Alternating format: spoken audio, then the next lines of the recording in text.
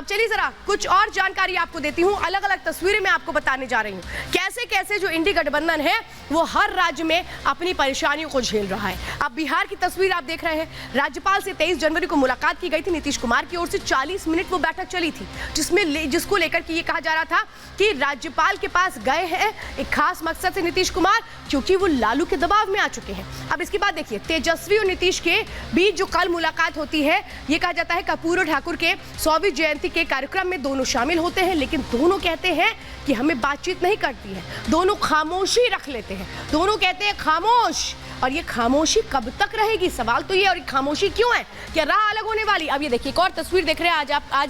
आज की तस्वीर है। चंद मिनटों पहले ये कैबिनेट मीटिंग हुई है जो इशारा करती है कि बंगाल में सब कुछ ठीक नहीं है। अब चलिए जरा कुछ और जानकारी आपको देते हैं और कैसे ये पूरे के पूरे दल जो आए तो पूरे कॉन्फिडेंस के साथ थे कि हम तो साथ में लड़ेंगे, लेकिन ये कॉन्फिडेंस चुनाव के पहले टाइम फिर से होता नजर क्यों आ रहा है? अब हम बात चूंकि बिहार की कर रहे हैं, लेकिन बिहार में कैसे शीर्षासन शुरू हो चुका है। बंगाल में किसका शीर्षासन हो रहा है? देखिए नीतीश कुमार जो एक तरह से समझ रहे हैं कि नहीं गेंद तो मेरे पाले में है, लेकिन गेंद इनके पाले से गिर करके बाहर नजर आती है। नीतीश ने परिवारवाद को लेकर के तंज कसा है लालू एंड फैमिली पर। तेजस्वी से मंच साझा करने में एक तरह से संच साझा तो कर लिया, लेकिन वहां पर कोई बातचीत नहीं हुई। इसलिए सवाल उठता है कि क्या मनभेद हो चुका है? 30 जनवरी को नीतीश कुमार का पटना में कार्यक्रम है, अलग कार्यक्रम है ये। राहुल की न्याय यात्रा में वो शामिल नहीं हो रहे हैं। अब सवाल तो ये है कि कांग्रेस के साथ तो ये इंडी गठबंधन में है, फिर राहुल की न्याय यात्रा में शामिल क्यों नहीं हो रहे हैं? अब आप समझिए कि कैसे लालू एंड फैमिली ने मोर्चा संभाल लिया है। रोहिणी आचार्य ने निशाना साधा है। वो क्या कहती हैं? समाजवादी पुरोधा होने का करता वही दावा है, हवाओं की तरह बदलती जिनकी विचारधारा है। खींच जताए क्या होगा जब हुआ न कोई अपना योग्य, विधि का विधान कौन टाले जब खुद की नियत में हो खोट।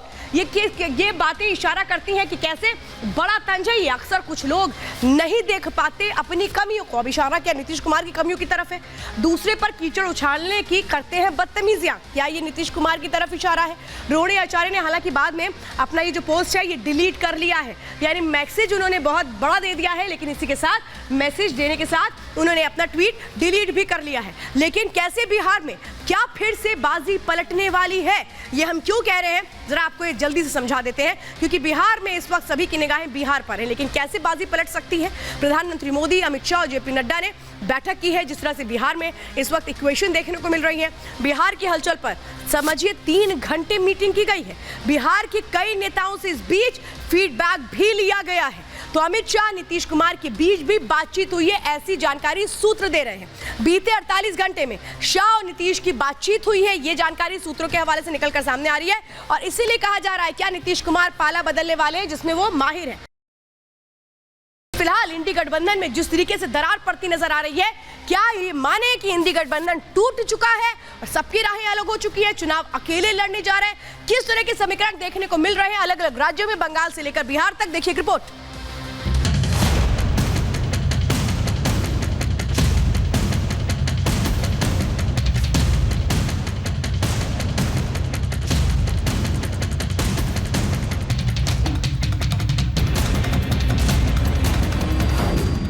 चुनाव से पहले ही टूट गया इंडी गठबंधन? बंगाल से शुरू हुई बगावत कहां तक जाएगी? नीतीश का बदला मिजाज क्या संकेत दे रहा है? पंजाब की लड़ाई आप कांग्रेस को अलग कर देगी? अगर बीजेपी को हराना है, तृणमूल का होना बहुत जरूरी है। कांग्रेस कह रही है कि बीजेपी से लड़ाई के लिए टीएमसी यानी ममता की गठबंधन में मौजूदगी जरूरी है। दूसरी ओर बंगाल में राहुल गांधी की यात्रा का कुछ इस अंदाज में स्वागत हुआ। दीदी की पार्टी के सिपाहियों ने न केवल पोस्टर के जरिए राहुल को बाहरी कहा, साथ ही साथ संकेत दे दिया कि इंडी गठबंधन से बाहर होने के। इसके तुरंत बाद डेरेक ओब्रायन के बयान ने साफ कर दिया कि कहानी ज्यादा लंबी नहीं है। डेरेक ओब्रायन ने कहा कि अधीर रंजन चौधरी बीजेपी की भाषा बोलते हैं। बंगाल में गठबंधन काम नहीं करने की 3 वजह हैं। अधीर चौधरी, अधीर चौधरी, अधीर चौधरी। बंगाल में हालात लगभग साफ हैं। ममता दीदी एक कदम भी कांग्रेस के साथ आगे बढ़ने को तैयार नहीं है। यही वजह है कि इंडी में सिर्फ फुटअव्वल शुरू हो चुका है। ये सारी चीजें दुर्भाग्यपूर्ण तो है ही, इसको कतई भी स्वस्थ संकेत नहीं माना जा सकता। लेकिन चूंकि इंडिया गठबंधन की बुनियाद पटना से पड़ी थी, उस बुनियाद के कमजोर होने से हमें कष्ट तो होगा ही। हम अभी भी चाहेंगे कि अंतर्विरोध जल्द से जल्द सुलझा लिए जाए। नीतीश कुमार बहुत पहले ही कहा था कि बेपेदी लोटा की तरह वो बेपेदी औरत है, इसलिए माहौल देखकर, हवा देखकर वो समझती है और अभी वो शुरू से ही एनडीए के साथ ज़्यादा रहना पसंद करती हैं। कभी कभी कांग्रेस के साथ आती हैं, कभी कभी अकेले चलने की कोशिश करती हैं। बंगाल में गठबंधन के रथ का पहिया पंचर होने लगा तो बीजेपी भी चुटकी लेने लगी। गठबंधन के सबसे मजबूत स्तंभ में दरार आने पर जमकर निशाना साधा। तुम भी खो गए, हम भी खो गए, राह में चल के 2 कदम। तो 2 कदम राह में चल करके ये एक दूसरे को खो गए, क्योंकि इनके सुर में जो है वो साजिश और जो ताल इनका है उसमें तिकड़म थी। जब सुर में साजिश होगी और ताल में तिकड़म होगा तो इसी तरह के हालात दिखाई पड़ेंगे। ये 6-5 का खेल चल रहा है। एक गाना गाते रहते हैं, मैं मैके चली जाऊंगी तुम देखते रहियो, लेकिन मैके का दरवाजा बंद है ये वो नहीं बताते। लेकिन कहानी बंगाल से कहीं आगे बढ़ चुकी है। बिहार में तो गठबंधन के हालात बेहद खराब हैं। कहा नहीं जा सकता कि सियासी ऊंट किस पल किस करवट बैठ जाए। पहले इंडी गठबंधन के शिल्पकार नीतीश कुमार के ये 2 बयान सुनिए। जननायक कर्पूरी ठाकुर जी कभी भी अपने परिवार को नहीं बढ़ाए, और एक ही बात जान लीजिए कि जननायक कर्पूरी ठाकुर जी से ही सीख करके हमने भी अपने किसी परिवार को आज तक नहीं बढ़ाया है, यह पक्का जान लीजिए। इस सब प्रेस के माध्यम से हम भी उनको बधाई दे देते हैं कि इतने दिनों से हम लोग मांग कर रहे थे। आप ये सब चीज मत कहिएगा कि हम लोगों की मांग थी, आप खुद कहिएगा कि वही कर दिए हैं, लेकिन तब भी आपको हम बधाई देते हैं। प्रधानमंत्री मोदी की तारीफ और परिवारवाद पर निशाना साधकर नीतीश ने नई सियासत के संकेत दे दिए तो लालू एंड फैमिली के लोग भी उबल पड़े। रोहिणी आचार्य ने सियासी दंगल में पहला कदम जरूर बढ़ाया, लेकिन चंद मिनट में ही सियासी नफा नुकसान की कैलकुलेशन कर वापस भी खींच लिया। रोहिणी आचार्य ने अपनी पोस्ट डिलीट कर दी, लेकिन तब तक जेडीयू और आरजेडी के बीच सियासी बयानबाजी शुरू हो गई। मदन सहनी ने इंजन के साथ बोगी की मजबूरी बताकर बिगड़े हालात की पुष्टि कर दी।